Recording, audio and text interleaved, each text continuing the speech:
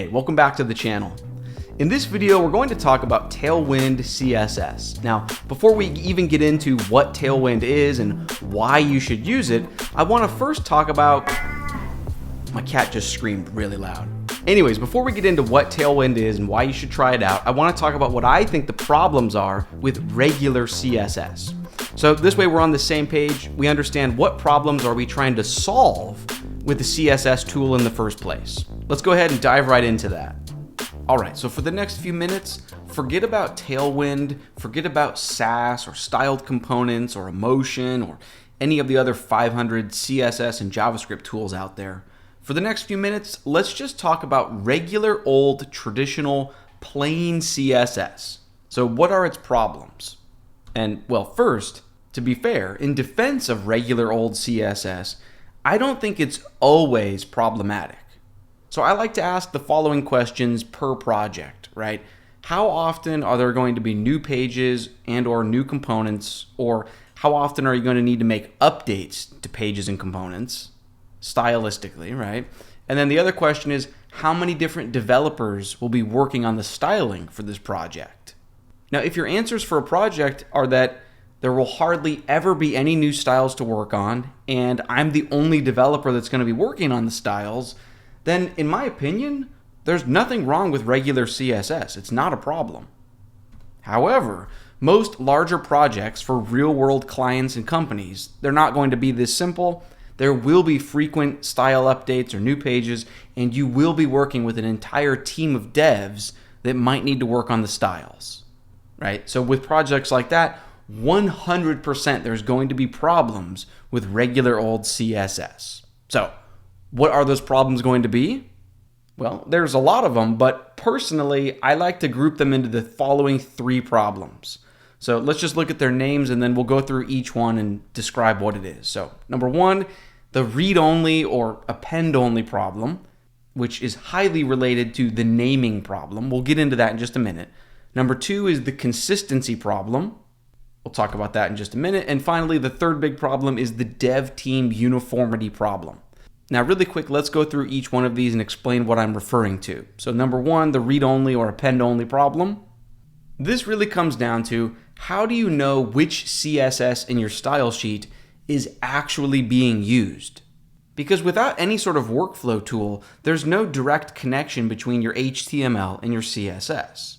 There might be hundreds of kilobytes of CSS in your file that aren't even being used anywhere in your HTML any longer. But it's not just a file size problem, because it's also a question of what will break if I change even just this one little property, right? Because maybe your website has, 200 different pages, and maybe on some obscure subpage, if you change one property of one rule, it'll break something. This creates a situation where you can never safely modify any of your existing CSS, because it's just impossible on a large website to know what exactly you'd be affecting. So what happens next? Well, you think to yourself, I better just add an entirely new, super uniquely named rule at the bottom of the file, right? So that I don't accidentally affect any of the pages or classes or rules or selectors. This is bad for a bunch of reasons, right? So number 1, your CSS file is going to get bloated in file size, but it's also bad because you can't stay organized this way. No matter how hard you try, if your website has enough pages and it's receiving frequent enough updates, eventually the CSS is just going to become a mess. So big picture, this first problem is really just that there's no direct relationship between your HTML and CSS. The relationship has to exist in your human brain, and that can be really hard to manage as the website gets larger and larger and larger. Eventually, your file becomes sort of read-only or append-only, and the other problem is that now you're having to waste brain horsepower constantly coming up with these new, super unique class names. Cool, so that's problem number 1. Let's talk about problem number 2. So I call it the consistency problem, right? So how do you get the same exact consistent color values, size values, breakpoint values, anything? How do you get that to be consistent across your entire code base? Now, yes, modern browsers support basic CSS variables, but that is nothing compared to the power of, programmatic variables, mix-ins, utility functions, and so on and so forth right? And all of the other tools that are available in Sass or styled components or emotion. Now, for a really small or simple website, you don't need the power tools of consistency, right? If your website only has like 2 or 3 pages, it's not going to be hard to just use the same, color code value everywhere that you would need to use it. But if your website has tons of different pages and hundreds of different components and widgets, so on and so forth, you need some sort of workflow tool or technology to help keep your values consistent. Okay, and then finally, moving on to the third big problem, I call it the dev team uniformity problem. And this is just where there's too much room for each developer to get overly creative and cute. What I mean is that every developer has their own unique way of keeping CSS organized or manageable, even just in regular CSS. But once you throw in things like Sass or emotion or styled components or any, CSS and JavaScript tool, now there's just an infinite number of ways of using mixins and functions and importing, splitting things into different files. There's so many different ways to organize your code. And everyone worrying about trying to wrap their mind around the way that their teammates are writing CSS, that's just wasted brain horsepower, right? It would be better if there was just one standardized way. So, those are the 3 big problems. What do I think is the solution?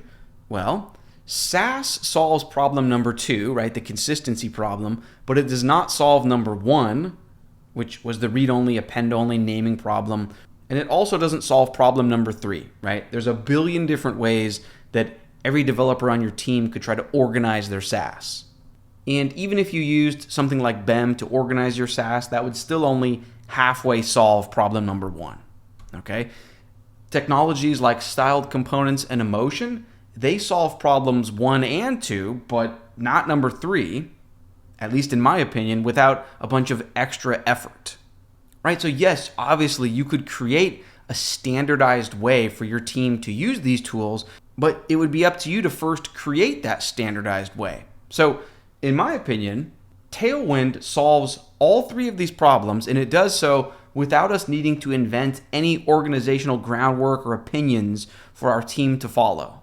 So I'm not saying Tailwind is the only tool that solves all 3 problems, but I'm saying it's the only one that does without any extra effort on our part. So if Tailwind is so great, now the question is, well, what exactly is it, and how do you start using it? So let's talk about it. So Tailwind, what is Tailwind? It's all about utility classes. Now when people hear that, they think, oh, so it's like Bootstrap, right? No, it's not like Bootstrap at all. It's a complete 180 degrees opposite of Bootstrap. So in Bootstrap, you can just add 1 or 2 class names and you'll end up with something that looks fully designed, fully built, fully styled. In Tailwind, each utility class only controls a single CSS property. So for example, you'd have one utility class that spells out the amount of padding. You'd have one utility class that spells out the font size. And you have to spell out each and every class yourself. So in that regard, Tailwind is not for people who, quote, can't write their own CSS. So I don't know why, but I've seen a lot of comments where people say, oh, Tailwind is just for people who don't know what they're doing. They don't understand CSS. And I would say it's the exact opposite. If you don't already understand CSS by itself, Tailwind is going to be of no use to you. I mean, yes, you could copy and paste other people's components, but if you're going to be authoring your own styles, you absolutely 100% do need to already know CSS to get any use out of Tailwind. Okay, next, Tailwind is not the same as just writing inline styles. So a lot of people will say, oh, so you're having to spell out, the padding for each element, the margin, and you're just adding these directly to each element in the HTML. You might as well be writing inline styles. And my response to that is no, because there's a lot of things that inline styles can't do, right? Like pseudo selectors, like a hover effect, for example, or a media query breakpoint, or animations. There's just all sorts of things you can't do in an inline style. Also, with inline styles, you wouldn't have any sort of consistency. You would have to be literally spelling out, the exact pixel or rem values for sizes, the exact color codes for colors. So there's zero room for abstraction or, consistency if you were just going to write inline styles. So that's not what Tailwind does at all. Next up, Tailwind is indeed ugly in terms of the code that it results in. And from the official Tailwind website itself, they even say that you're going to need to suppress the urge to retch when you first start seeing Tailwind and you first start using it. I include this here because this is one of the most common complaints that people have with Tailwind, right? They're like, oh, it just results, the code is so ugly, I can't use it. But I think that's really missing the point. I mean, when you're working, or I should say, when you're responsible for the styling for a large project, a large website, you don't really care if your code is beautiful to sit there and stare at. You care if it's actually manageable, right? Can you efficiently build and update and maintain the styles for a large website with tons of pages that's getting new updates, new changes, and where you have a whole team of multiple developers working on it? So yes, the code may look visually ugly, but Tailwind is a beautiful solution to all three of the CSS problems we looked at earlier. So at this point, I've claimed that Tailwind solves our CSS problems, and we know that it's all about adding utility classes directly in the HTML instead of writing code in a CSS file. That's great, but now the question is, how do we actually give it a try? So what's the easiest way to start experimenting with Tailwind? Well, I would say just visit the official website, tailwindcss.com, click onto the documentation, the docs link, and then over in the sidebar, look for this link called Playground. When you click on Playground, it's going to look like this. So now directly in the browser here, we have this live preview Playground area. So you can modify this code if you want to see how it would change, the actual page, but I like to start completely fresh. So just Control or Command A in this left-hand screen, delete everything. Okay, and let me give you an example. So for example, you could have a div. Inside the div, you could have heading level 1 that says welcome. And then below that, have a paragraph with a bit of filler text. Cool. So before we add any utility classes, you can see that Tailwind sort of resets everything, right? The heading level 1 is not large and bold. It looks just like a paragraph. Also, there's no padding or margin on any of the elements by default. So it's really up to us. We have a clean slate to spell out every style detail. So for example, on this heading level 1, I could say class equals, font bold. I could say text extra large. And you can see there's auto suggestions, right? So these are all the different Tailwind classes. There's, 2XL, 3XL, so on and so forth. To change the color, it would just be, for example, maybe text blue 500. And what's cool here is all of the different shades of blue. You could just say, 400 is lighter, 300, you can see, and that goes all the way from 50, so the lightest shade of blue, all the way up to 900. And that's available for every color, right? So, orange 900. So that's text color. Background color on the overall div, I could say, class equals BG gray 200. If I wanted the overall div to have padding, I could say P for padding, and then there's, -0 all the way up to padding 96. But let's just go with a reasonable one of P-3, or maybe P-5. Okay, and then if I wanted the heading level 1 to have a little bit of bottom margin, you could just say, MB for margin bottom, maybe -5. Cool. So you can build any layout you would with CSS. I'm not going to walk through every single CSS property. I think that would be a waste of time. The Tailwind documentation is amazing. So check this out. On their documentation, yes, you can scroll through this list, but what's really nice is this quick search field right here. So whatever property you're looking for, you just search here, or you can even just press the Control or Command K shortcut. So if I search for, CSS grid, or, flexbox, or gradients, anything that you could think of that you would want to do in CSS, you're one search away from finding the Tailwind class name. So literally every CSS property has a utility class like this. And what this means is that we don't even need to write a CSS file at all. Now, really quick, let's spend just a minute or two and talk about how this approach solves all three of the CSS problems we looked at before. So remember, problem number 1 was the read-only or append-only problem. So that's the same problem where we don't know which CSS of ours is actually being used on a page. Well, with this Tailwind approach, every HTML element on our page is simply responsible for styling itself. There's no more worrying whatsoever about if you change one property somewhere, does it affect and break something on an obscure page somewhere. So now that this connection between our HTML and CSS is super real and tangible, obvious and direct, it means that we're not going to have an endlessly bloating CSS file that grows to be a megabyte over the years, and we also don't have to keep coming up with unique class names. We don't have to write CSS at all. We just apply these classes directly in our HTML. So that alone solves most of the problems with regular CSS. Problem number 2 was consistency, right? Well, as you can imagine, it's very easy to use the consistent color values throughout your design because we have these classes like BG gray or BG blue and padding 5. It would be very easy to just replicate and use these same classes, these same values throughout your design. So consistency is taken care of. And problem number 3, this is actually the biggest reason I'm a fan of Tailwind. So remember, problem 3 was having one standardized way of organizing our style code. So with Tailwind, there's very little room for getting overly creative or cute. There's basically zero room. There's really only one way to use Tailwind.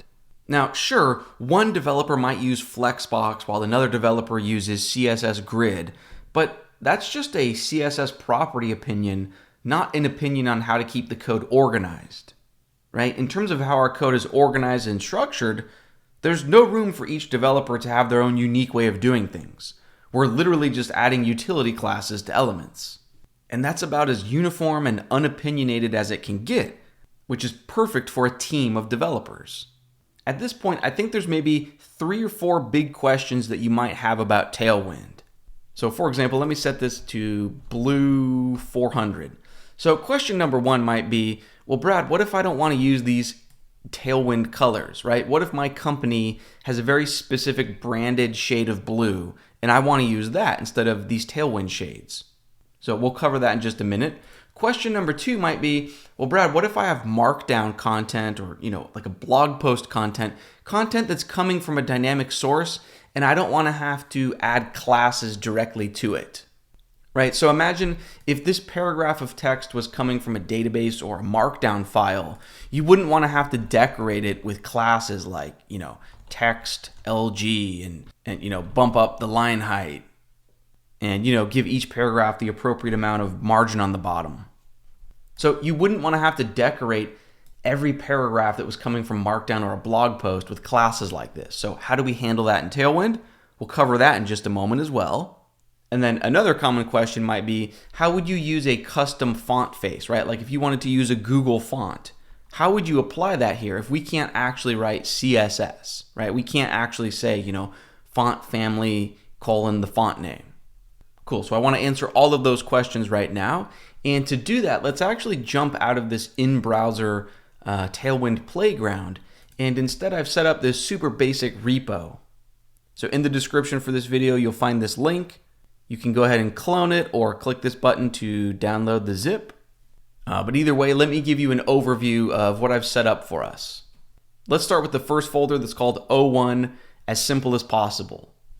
Okay, so I just opened up that O1 folder in VS Code. So we've got this HTML file. If you opened it up in your browser, it looks like this. Now let me show you how the Tailwind's working. So we've got a package.json file. So in your command line, you can just run npm install.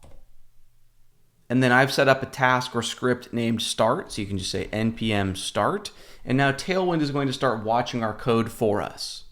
So for example, if I go into index.html and change this h1 from text indigo 600 to maybe text green 300, give that a save. If I refresh, cool. Now the reason that we're using npm and the reason that Tailwind is watching us is because we don't necessarily want to send over a CSS file to our visitors with every possible Tailwind class. So for example, if my HTML is only using, these 7 or 8 CSS classes, those are really the only classes that need to exist in the bundled up CSS file. This is great. So that lets the bundled file that we send to the visitor be super small. Now, yes, over time, as you design more pages and more components, you're going to use more and more of the available Tailwind classes. So over time, your bundled up file will grow in file size, but it's never going to get truly huge, right? Because at the end of the day, you're just reusing the same classes in unique combinations. So the way that this works is in tailwind.config.js, I'm telling it where to look for my HTML, right? Or in other words, what text in my project should it search through to see which class names I'm actually using? So it's very easy to just add on to this array of directories. You could look through your JavaScript files, your JSX files, your EJS files, your Twig files, your Blade files. And actually, that's exactly what I've set up in the GitHub O2 folder. So really quick, let me stop this current project and let me open up the O2 folder from my GitHub repo. Okay, so here's the O2 folder in VS Code. So you would just run an npm install and then npm start. And in this example, I've set up an Express server and I'm using React, both client side and server side. So I'm just trying to show you how easy it is to configure Tailwind to handle your styling needs no matter what your setup is. So before we even look at the application, you can see in Tailwind config, it's as simple as just saying, hey, instead of looking at my HTML files, look in this directory for my EJS templates, also look in this directory for my React components. So check this out. If we go visit this in the browser, localhost :3000. Cool, so this bar is from an EJS template. This is from client-side React. This is as well on this page, but if we visit the About page, I'm using my Express server to render React components on the server side. So there's zero client-side JavaScript on this page. Now this really has nothing to do with Tailwind. I just thought it was a cool example of how you can have any type of project. It's this easy to integrate Tailwind into it, right? It's literally as simple as just searching through your text files for the class names that you're using. Right, so now I could go into my React folder, go into components, go into this, and change this from, BG gray 300 to maybe BG purple 300. If I save that, it's changed there. So that was server side, it's changed here, which is client side. Awesome. At this point, let's address those questions that we had a bit earlier in the video. So for example, what if you were pulling content from a Markdown file or from a database, some sort of WYSIWYG content, right? And you would not want to have to decorate those elements with classes manually. So for example, if I go into my views folder, if I go into the home page, and I'll just add a div and give it a class of Markdown, right? And then imagine it had, headline from blog post, or, just different paragraphs. And the idea is that this content is coming from a dynamic source. So it's not feasible for a developer to go in and manually add Tailwind class names to the heading in each paragraph. So how in the world do you handle this from a Tailwind perspective? Well, check this out. Let me go ahead and save that. All we need to do is go into our CSS file that Tailwind is processing. So in the O1 folder, let me switch back. So in the O1 folder, you might have noticed there was this file named input.css. Inside it, I just have @Tailwind, and this is the boilerplate that you'll see on the Tailwind website. So this looks exactly the same in the O2 folder. I have a CSS folder called input.css. And if you look at the package.json script, the Tailwind command, it's just running the Tailwind package. It's using that file as our input, right? And then it's going to search through which class names we actually used, so the bundled up file that the public downloads can be nice and small and only use the necessary classes. But the idea here is that since that's our input file, we can write a little bit of code in there. So in this file, you can just say, and I gave that div a class of Markdown, but there's nothing special about this in Tailwind. This could be named unicorn or pizza. But I could say, look inside that selector for an H1, and then you don't want to spell out CSS, right? That would be defeating the whole point of Tailwind. So we don't want to say, font weight bold. What you can do instead is you can say @apply, and now Tailwind can take any class names we type here and it will apply those. So we could say, font bold, text pink 400, maybe text 5XL, maybe margin bottom 4, semicolon, and then we could select inside Markdown div any paragraphs and just say at apply, maybe text dash SM for small, maybe bump up the line height, maybe add a bunch of margin at the bottom of each one.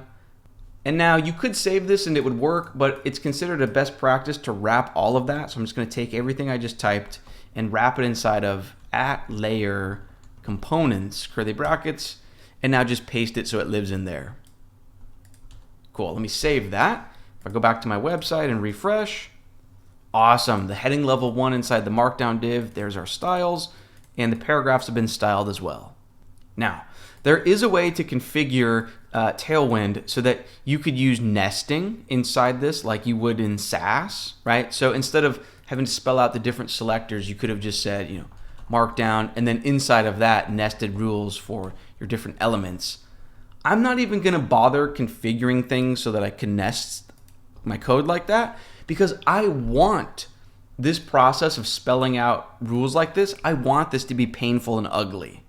Let me explain. So you only want to do this in Tailwind when you absolutely need to.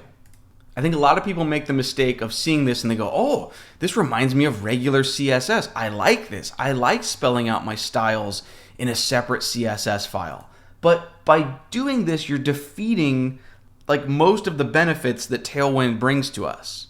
So I won't go over all of the different ways of why this is a bad idea, because all I need to say is just refer back to problem number 1 back in the slideshow portion of this video, right? The append only, the naming problem, the not being sure what you can ever touch or delete problem.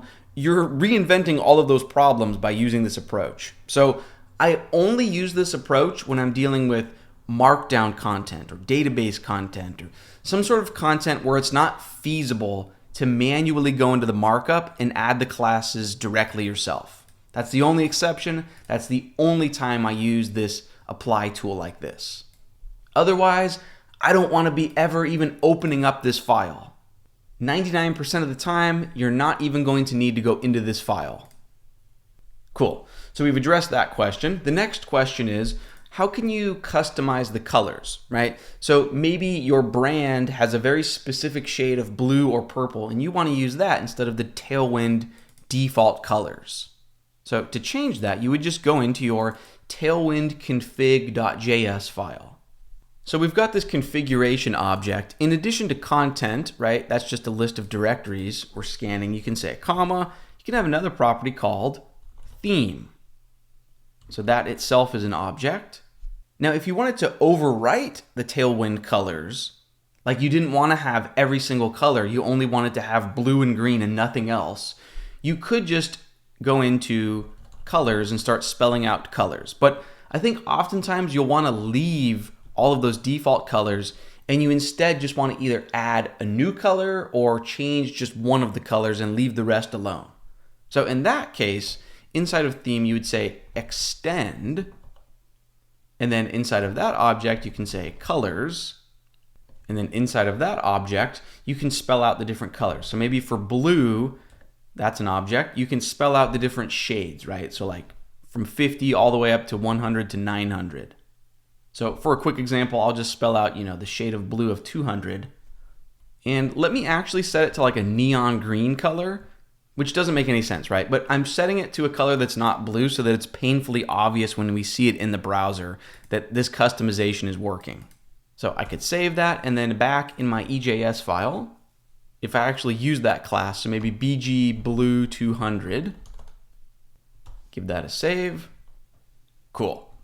So obviously you could also provide back in the config file, right, values for 50, 100, 200, all the way up to 900. You would just comma separate it like this. Cool. The idea though is that you can now use those color values anywhere. So you can use it with BG, you can use it with text color, you can use it with gradients, borders, anything. Okay, next up, let's look at how you would use a custom font, right? So imagine you have a Google font that you want to use. So for example, here I am on Google Fonts. Maybe I want to use Source Sans Pro. So you can just click on that, and I'll add the regular font weight and bold. So Google gives you this code over here. So obviously this has nothing to do with Tailwind. You would need to add this code into the head section of your page. So right before the closing of your head section, just paste that in. But now Google also tells you, hey, you would need to apply this CSS, right? Where you say font family and then the font name. And if we're using Tailwind, that doesn't really make sense. In Tailwind, we're just adding utility classes. So here's what you can do. Back in the configuration file, we've already extended the colors. Now we can extend the font family. So either above or below this colors object, maybe right here inside of extend, I'll just say font family, which is an object, comma. And now by default, you're going to use the sans serif font in Tailwind, right? If you don't spell out a different type of font that you want to use. So I'm going to say sans, colon, and now you give it an array. So we want the first value to be Source Sans Pro, right? That's the Google font that I chose. But then, the rest of the font stack, like all the fallback fonts, I don't want to spell those out myself. I want to use the default font stack that Tailwind has already spelled out, right? Like they already list 8 different fallback fonts and they've made really intelligent choices. So here's what I like to do. At the very top, you just say const default theme equals, and then pull that in from Tailwind CSS / default theme. Now here's what you're going to do. After this comma, we'll just say ... the spread syntax default theme font family sans. So essentially we're just taking the default value that Tailwind would have used, but we're adding our custom Google font name at the start here. So if I give that a save and then restart my watch task, or let's actually try it without even restarting the task. I've noticed sometimes with Tailwind, you don't need to restart the task based on your config file. Sometimes you do, but let me go ahead and refresh. Awesome, so it used the change. There is Source Sans Pro. Now let me show you how Tailwind really chooses the fonts that you're going to use. So in your HTML, it's as simple as saying class equals font serif or font sans or font mono, right? So those are your big choices. So if I say font mono, you get the idea. And you don't need to spell out font sans because that's just sort of the default, right? So if that's what you want, you don't have to spell it out at all. But the idea is that back in our config file, so you're free to spell out different values for the mono, the serif, the sans. You can also create totally separate font names. So I could literally make a font called pizza. Let me just use this same value to save a bit of typing. But maybe instead of Source Sans Pro, let's go to Google and pick out a different font. Okay, so this font will be super obvious if it's working or not. So let me just add this. I would update this code in the head section of my site.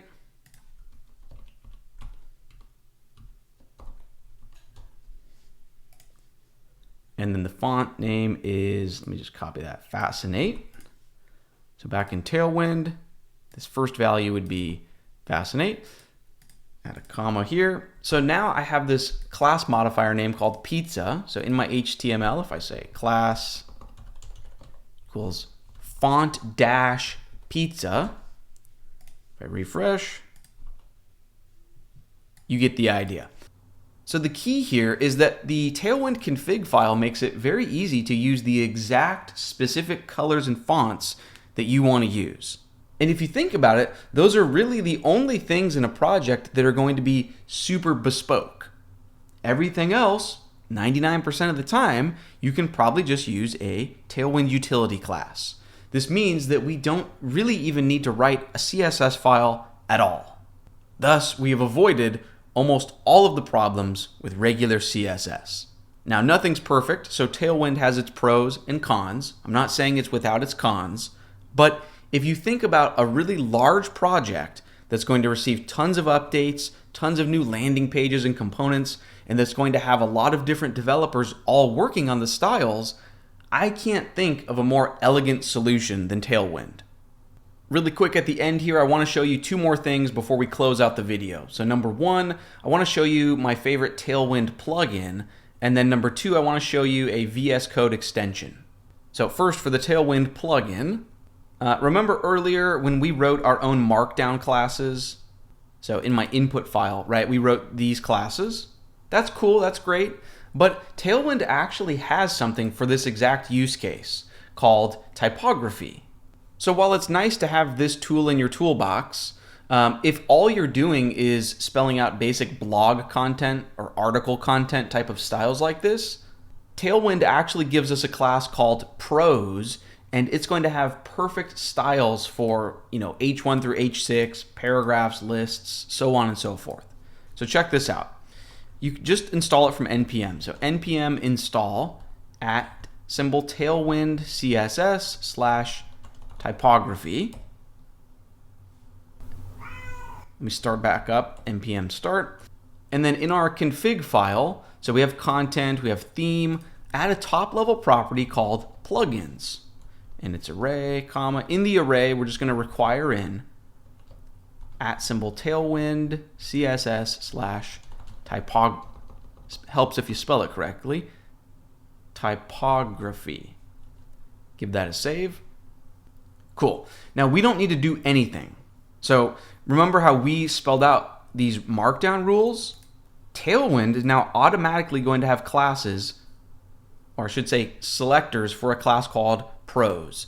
So for example, I could say, div, give it a class of Prose, and now I can have, example H1 and, a paragraph and a list with a few list items. Hey, hello,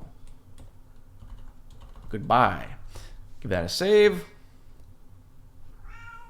Perfect. So Tailwind has expertly chosen font sizes, font weights, line heights, all sorts of different values. And this is going to look great if you're just looking for quick styling for blog post content or article content.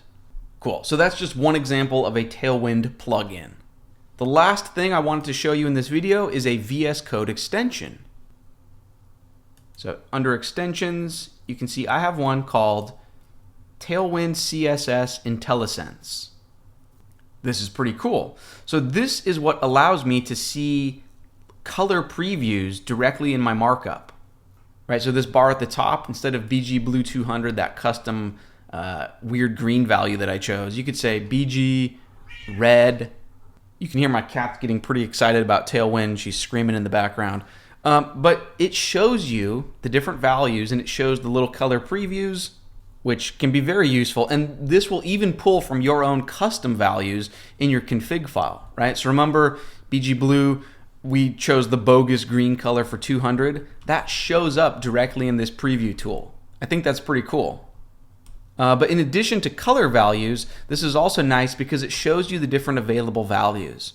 So for example, like with padding, you might not remember how high does it go up, right? You might remember, oh yeah, sure, it goes P1 through 10, but maybe it's hard to memorize all of the different available choices. So this extension makes it super easy. A lot of times you don't even need to go to the Tailwind documentation any longer. So this is super useful, can save a lot of time. Cool, and that's really it. That's all I have for you. Now, we didn't design anything beautiful in this lesson because I feel like that's besides the point, right? If you know CSS, you know how to combine CSS properties to create something beautiful. So any property you can think of, grid, flex, transforms, transitions, border radius, literally any CSS property that you would use is available to you in Tailwind. You just use it as a class. Are you going to end up with quote unquote ugly HTML where there's 30 classes on an element? Sure, yes. But in the process, you have perfectly manageable styling no matter how large or complex your website gets. Throughout your entire application now, anywhere where you see markup, you're free to actually change the styling with zero worry about what else is getting affected somewhere else on your website. There's zero confusion. There's a one-to-one relationship and connection between the markup and the styling. Now, if the year was 2004 and we were managing all of our HTML by hand, maybe this approach wouldn't be the best idea, right? Because you would have to be duplicating a lot of HTML, right? Like if you have a listing page with 50 different cards for items, and each one of those 50 element cards has 40 CSS classes on it, you wouldn't want to have to manage that HTML manually. But in the modern era, you're probably using React or Vue or some sort of server-side language, right? Like Blade or EJS or Twig, right? You've probably abstracted things into different components or patterns so that you're only going to have one source of truth for that HTML anyways. So you're not having to manually spell out and repeat the HTML again and again. And that single source of truth template file, I think it's a perfect match for Tailwind. I don't know, big picture, there's pros and cons to everything, but personally, I am just super pleased with Tailwind. I think it's an amazing, amazing solution. It's going to bring this video to a close. Thank you so much for watching. I hope you feel like you learned something, and stay tuned for more web development tutorials.